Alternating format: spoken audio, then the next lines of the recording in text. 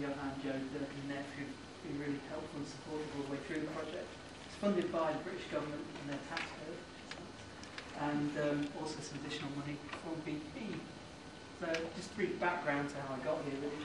As I said, it's a 3-year PhD project. I've been looking at outcrops in southeast Trinidad and the Arrow Formation grow more, with the aim of understanding what the Paleo-Orinoco Delta was like here down in the Pleistocene, and then applying knowledge of the outcrops to subsurface reservoirs in the Columbus Basin, so that hopefully people would better appreciate potential heterogeneity in those reservoirs and how they can affect production.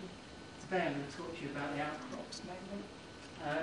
But what do we really know about Columbus Basin reservoirs? Well, obviously they're very thick, and they often tend to be thick, tend to be very high net gross, deltaic in origin, but in terms of what's really known about the detailed facies and stratigraphic surfaces and how these affect reservoir heterogeneity, not very much has been published, certainly, and even inside oil companies, people don't always fully appreciate things.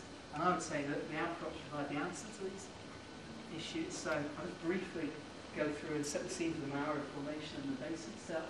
Now, this is a quite gee-whiz picture, I think, of the Caribbean. This is Trinidad just down here. Trinidad's just off the northeast coast of the Orinoco Delta and the Columbus Basin, just off the southeast coast of Trinidad. And the Columbus Basin is essentially the youngest and most easterly part of the Eastern Rhoda Basin. And the important thing to note is that we're lying within this plate boundary zone deformation. If you zoom into the Mauro Formation itself, it's exposed down here in southeast Trinidad. It's only been Pliocene age. There's at least 3.5 kilometres thickness of it, and of this, about 1.3, 1.4 kilometres is actual outcrop that you can log, and I've logged it all painfully in detail. It probably records deposition over a couple of 100,000 years. The important thing to note about the Mauro and what makes it such a great analogue for the Columbus Basin is it's really close to these big growth faults just back inshore, onshore in Trinidad. I'm going to focus on just one exposure, though, of a lot of 10 in the Mauro Formation, and this is a 360 metres thick, continuous vertical section. Just to show you how it relates to the basin itself, these are the outcrops on the western margin of the Columbus Basin. I've looked at some subsurface data from the SEG area, but I'm not really going to talk about that today. And the important thing here are just these huge growth faults and the scale of these growth faults. I'm going to show a geoseismic line that's familiar to at least one person in the room.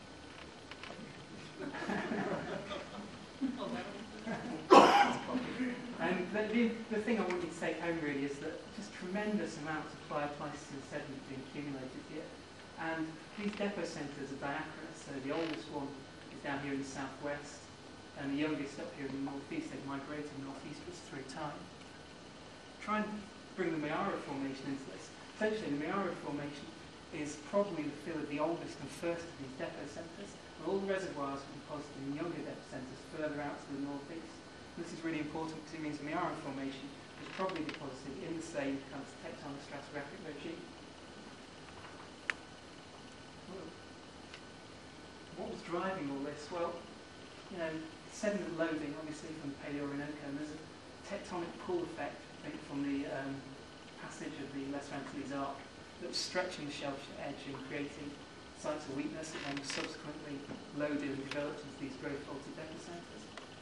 And all of the sediment was coming down through the Paleo-Orinoco Delta, which at the time was draining a huge area that was undergoing really rapid uplift. And the upshot of this is that, you know, the Columbus Basin, remember the World Cup, the sediment accumulation rate, there's probably nowhere I can think of in the world where so much sediment is actually being accumulated in such a short space of time. Getting to the nitty-gritty of things here. This is the type section of the Mauro I'm going to talk you through. The important thing to notice on this slide, really, I don't get bogged down in the details, not steady log, but these colours, basically the brown sediments are kind of delta front slope. There's pale brown up here down to shelf, some inner shelf in orange, there's a coastal succession, and then there's a thick stack of shore faces. We're going to go through this sequentially. Start off down here with delta front slope. You can see really coarsened up rather subtly. This is an outcrop analogue that I constructed over 4 or 5 weeks. Pretty painful work. And these in this upper slope delta front transition, the main kind of architectures you see, sedimentary architectures are, you see in the lower portion, you see these isolated sandstone shoots. I don't know how well you can see that in the photo. There's a kind of gold-wing shape, small, couple of metres thick, about 10 metres wide sandstone shoot there. As you move up section, these things become amalgamated, and at the same time, background sedimentation becomes siltier. You see less soft sediment deformation. You lose the sandstone injection.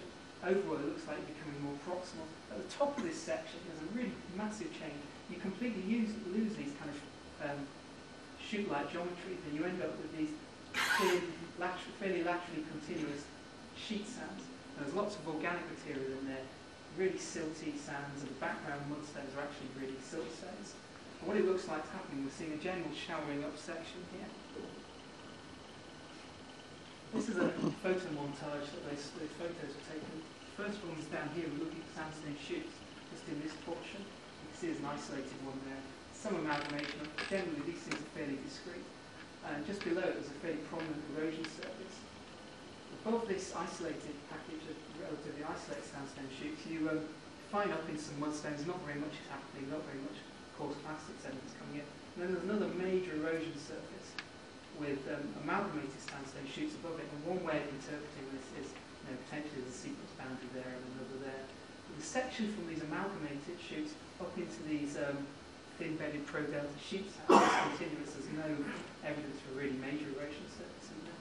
What it looks like happening is that as you go up, you see the Orinoco Delta, the Paleo-Orinoco, was right out the shelf edge. And during a relative sea level low stand, initially had sediment bypass, and then the delta front itself was reaching right out onto the upper slope. Pretty unusual. And this slide's a bit complicated, but basically this pale yellow area here is that photo montage, turned and flattened, and then just extrapolating out some of the geometries we see. And what you can interpret really is we have this upper slope bypass zone here with these isolating and then more amalgamated sandstone chutes, suggesting potential for deep water reservoirs. You could also potentially have pressure communication through these sandstone chutes between deep and shallow reservoirs. At the top, you have these much more laterally continuous sheet sands, and there's evidence in outcrop these may actually lie within some kind of small delta front growth fault, which is why they're this kind of elevate geometry on the slide. But the important thing about these is they've really good potential for thin-bedded, rather silty, sandy reservoirs. But if you look at a gamma log through the outcrop gamma log, they look just like shore faces.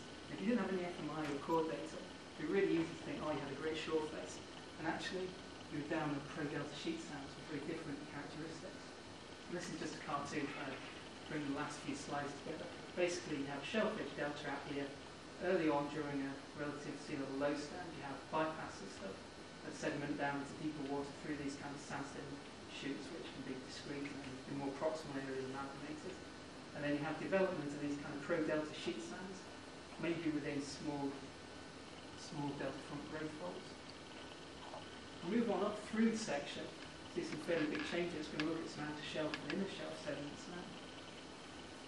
This log on the left-hand side shows down here at the bottom, these are these pro-delta sheet sands I was talking about. And you can see that they're immediately overlain above by a really thick, massive, homogeneous, boring-to-log mudstone. And there's some biostratigraphic evidence from samples I've collected and that John Frampton's worked on for me that suggests that there's a kind of abundance peak in here. So I think it's reasonable to interpret this as a maximum flooding surface. And what you see is you have this low stand delta that's been relative sea level rise. Sea level rise outpaced sediment splice. The whole delta's moved right the way back across the shelf. And then out here we're just seeing these mudstones being deposited. Here's a photograph of the output there in the sheet sands. There's a very abrupt change to these mudstones. But as you walk up this section, you start to see a slight increase in the grain size. You start to see lots of waveform structures appearing, initially just wave ripples, and then hunky cross stratification. Eventually at the top, there's some swaly beds. And you also see a change in the trace fossils from a fairly narrow range here, just some chondrites up into a whole variety of stuff. And this little inset photo here is just showing you what these typical kind of shelf mudstones look like in about this position. You can see that these are actually micro-hummocky and micro-wavy beds. There's lots of bioturbation. And what it looks like here is after this major rise in sea level, the rate of sediment supply is caught up, and the whole delta is starting to prograde back out across the shelf. And out in these distal parts, you're accumulating lots of silty and muddy sediment. A really big change comes in though. At the top here, you can see marked in red is a regressive surface of marine erosion. And what this looks like in outcrop is an amazingly abrupt change from shelf mudstones into overlying tidal passes. And clearly you're missing several tens of metres probably of section in there.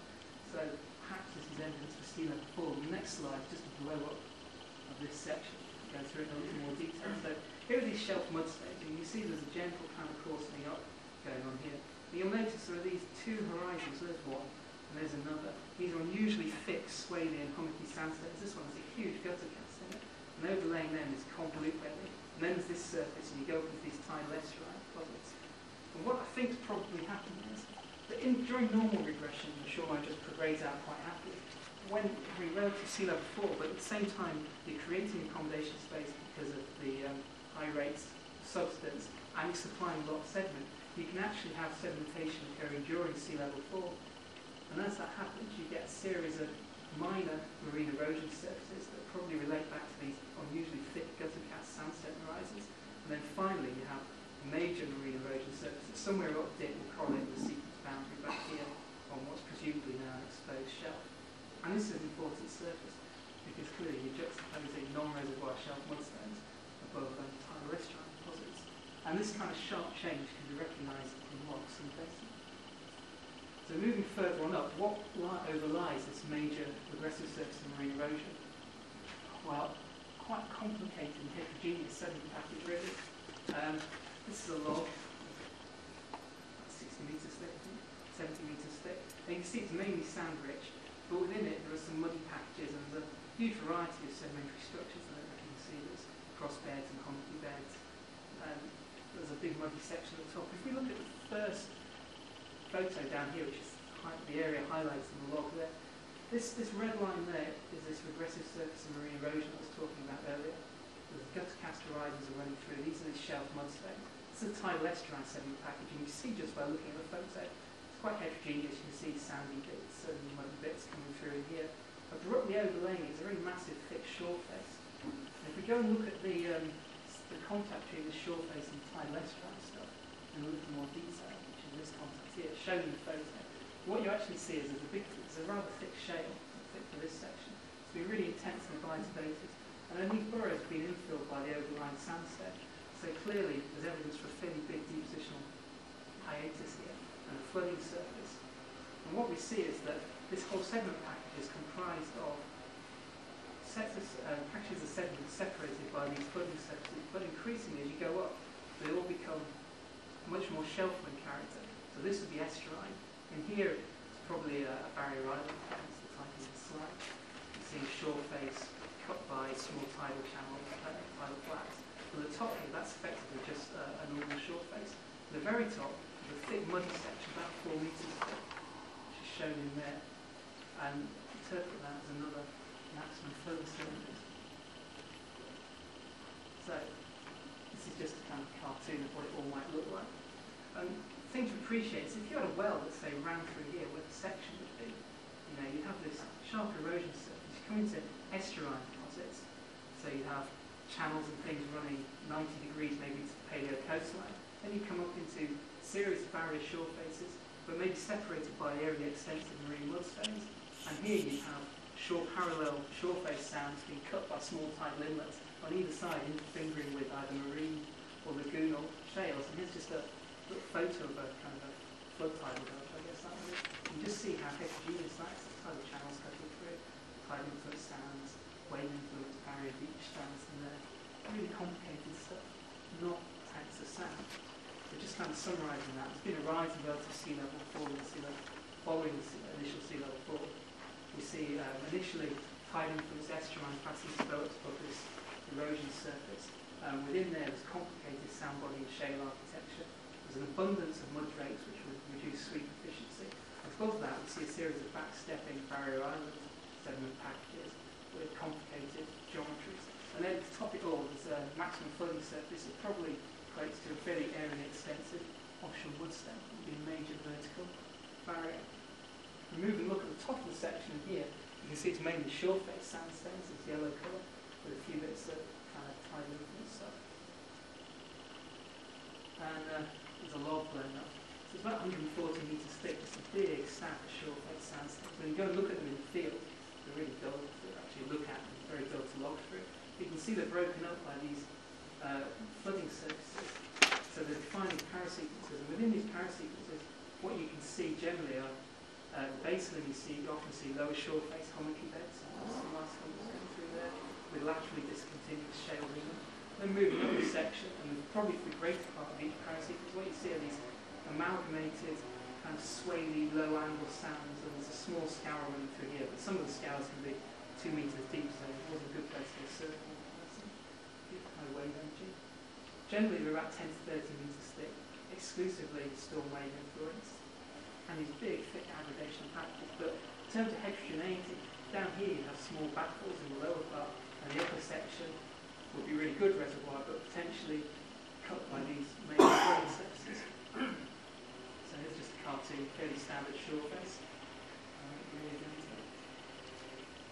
But overall, what are the implications, the outcrops? Well, the Columbus Basin has a unique facies architecture. There's nowhere else where you get these huge stacks of sediment deposited in such short space at a time.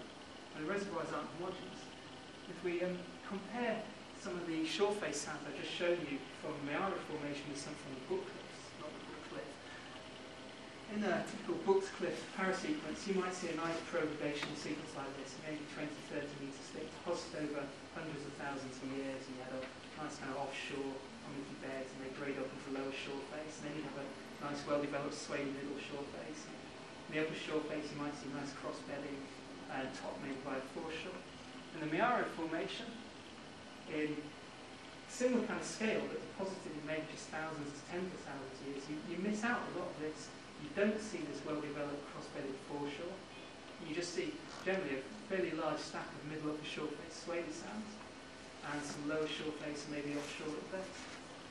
And the thing to realise is, in time you can deposit one of these things was formed in the Book Cliffs in the Mayara Formation, you have this huge aggregational stack with different internal architectures. So when you're selecting analogues, you have to be careful and realise the shortcomings of potential analogues, especially somewhere like Book Cliffs, which are so well studied. They're not absolutely perfect.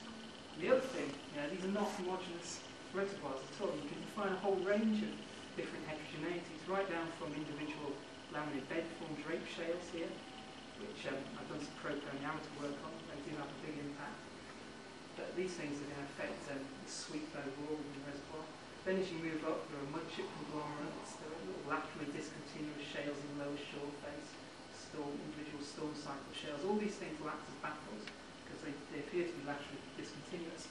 But then at the top, the upper end of it, you have these quite thick, couple of feet thick shales that are aerially extensive and will break the reservoir up quite significantly. You can do a similar kind of thing with the tidal facies as well.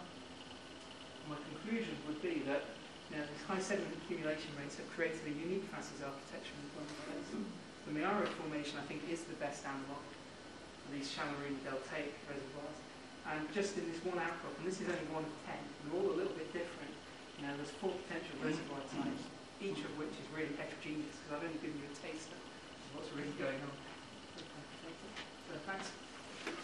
Most of it in collaboration also with Bordeaux University for the offshore data, and one person from Total has participated to this project.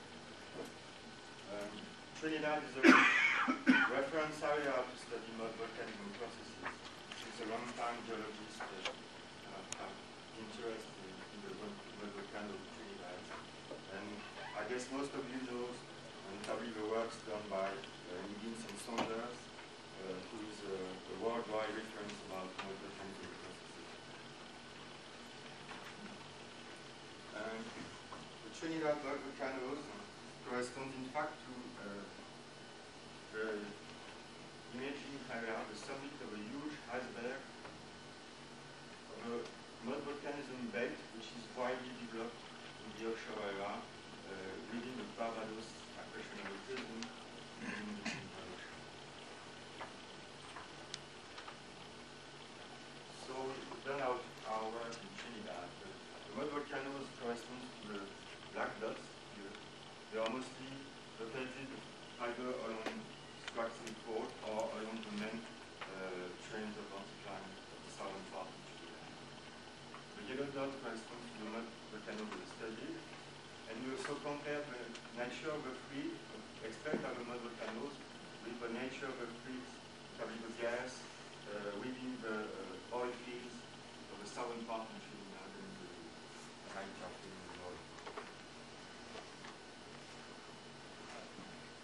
So at large scale, most of the mud volcanoes appears on the top of the at depth there are in several places mentioned to the core of the anticline.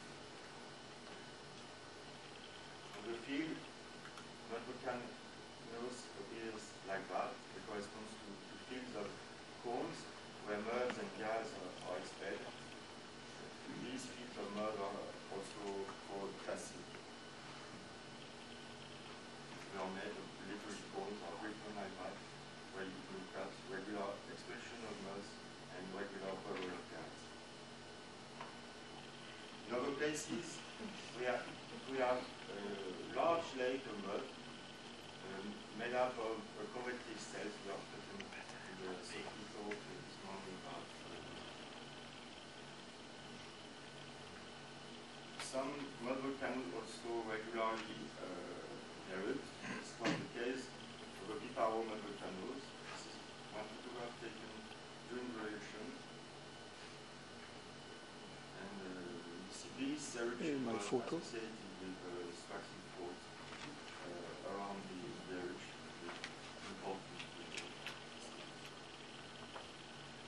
Also last year, an eruption in the offshore on the southern coast of Trinidad, and it was the fourth time that this mud volcano was erupted in the beginning of last year.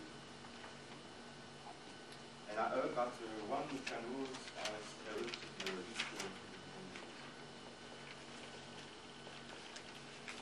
When you are looking to the blocks which are erupted, some corresponds to initially to pebbles interpreted in sedimentary formation, but most of the blocks corresponds to angular elements associated with hydro-fracturing fabrics, and we interpret most of these blocks as elements which have been taken from the surrounding formations of the mud compounds. The age of these elements are very variable. In the northern range, there are the older elements are varying in age, whereas in the southern range, the older ones are of Paleocene age. And there is a mixing of elements following all the tertiary formation after the basin.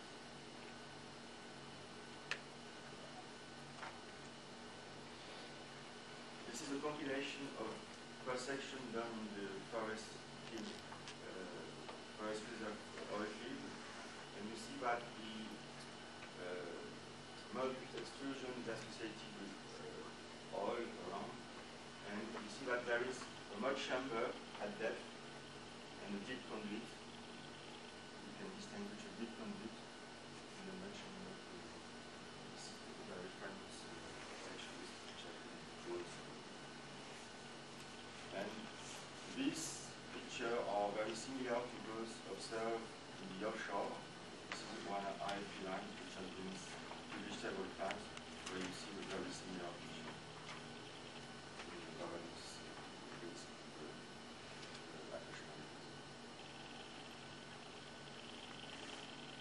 So we show you also some pictures from the offshore, notably the offshore of Trinidad. Part in the repression prison in the southern part, and in the area, what we call the APR seeding block, which is in the vicinity of the APR. So this is a picture of deep offshore Trinidad. So you see lots of mud volcanoes which correspond to these dots. You see mud, lots of mud jackets are very easy.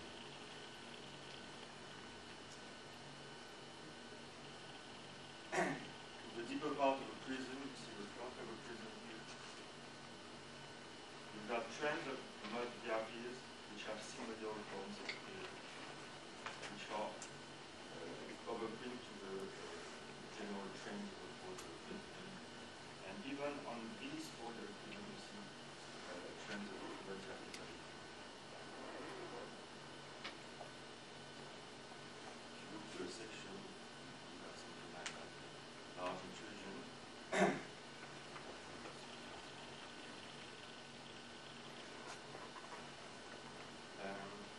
also the Pilar area is very famous because it's absolutely covered by mud volcanoes. Not even to see the structure of a prison, you don't have water, it's only mud intrusion. When you compare the age obtained within the mud matrix from the front of a prison to this area, you see that it's Miocene and Pleistocene age in the front, whereas it includes elements from the Oligocene and Eocene in the middle. The mud comes from deeper origin in the middle part of the prison.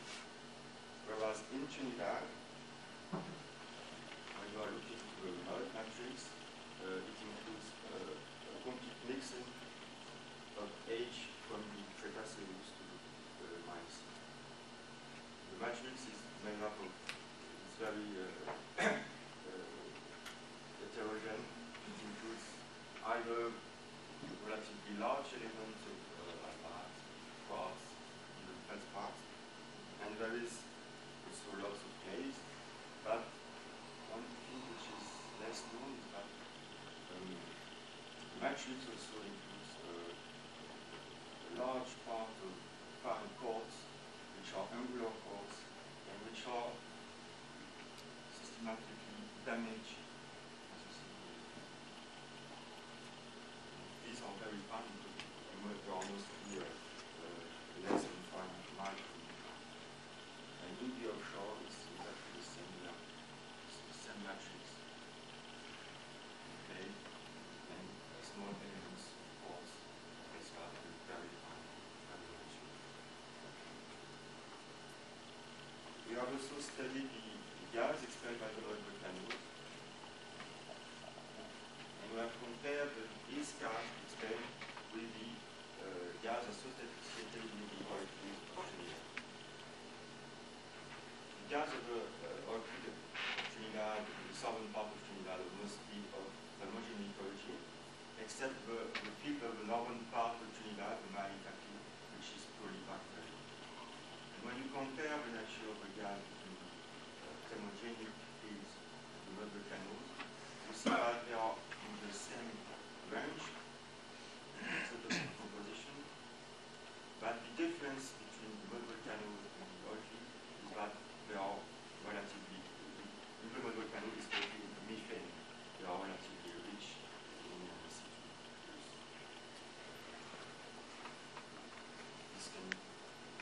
So what we conclude is that the origin of the gas cannot be of bacterial origin.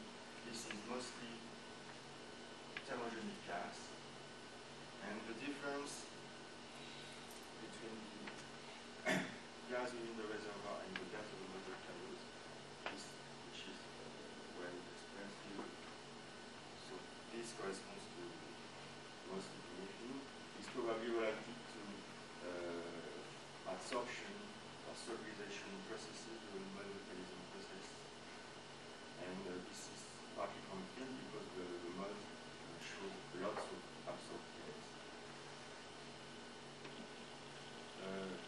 We looked also to the noble gas, mostly to have an idea of the residence time of the gas, either within the reservoir and in the gas expelled by the mud volcano. And when you are looking to the isotopic, the radiogenic isotopes of the noble gas, you see that there is clearly a difference between the gas within the reservoir and the gas of the mud volcanoes.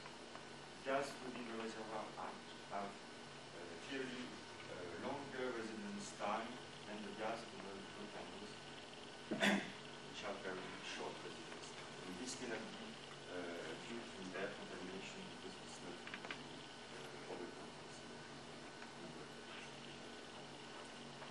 So what we can conclude is that the origin of the gas is not due to leakage from the oil fields, but probably the gas from the mud volcanoes comes directly from the deep kitchen, directly from there to the surface.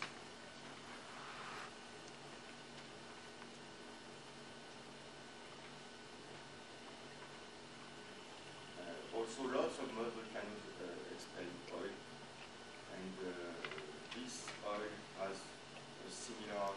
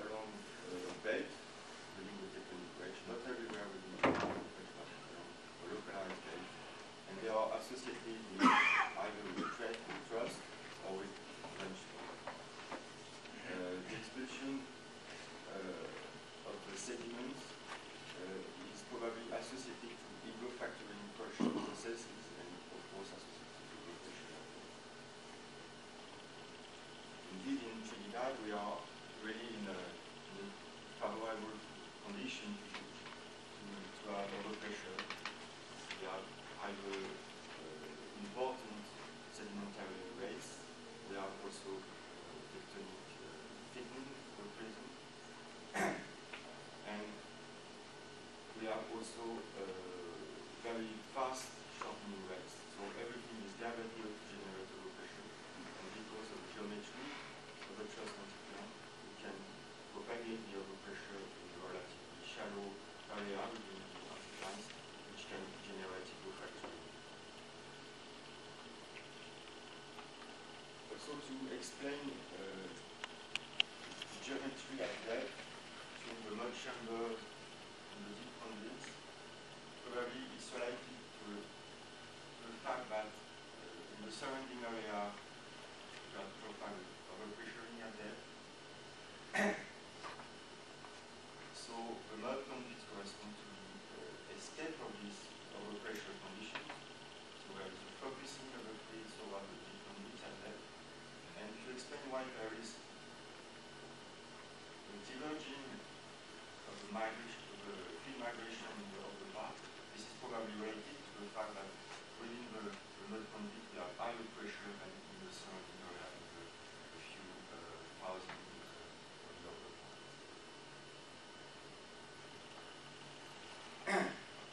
So also what we see clearly is that the expulsion of the fluids corresponds to cycles. There is phase of quiet and permanent expulsion of the mud, and there is also catastrophic.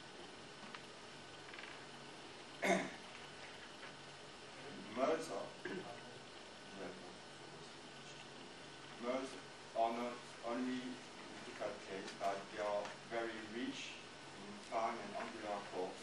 In some cases, this can reach about 90% of the solid fraction.